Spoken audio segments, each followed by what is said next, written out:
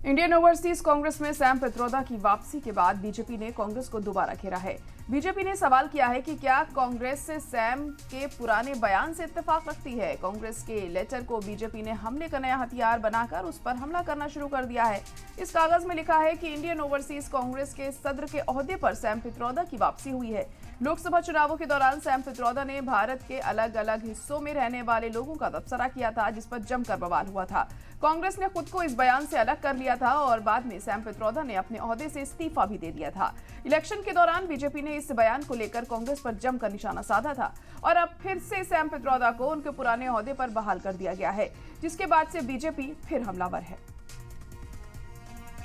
कांग्रेस का प्रथम परिवार कांग्रेस पार्टी कैसे लोगों को बेवकूफ बनाती है। चुनाव में केवल कॉस्मेटिकली अंकल सैम पित्रोदा पर कार्रवाई तो कर दी, परंतु जैसे चुनाव खत्म हुए, जैसे राहुल गांधी एलओपी बने, खटाखट अंकल सैम को फिर से पद दे दिया।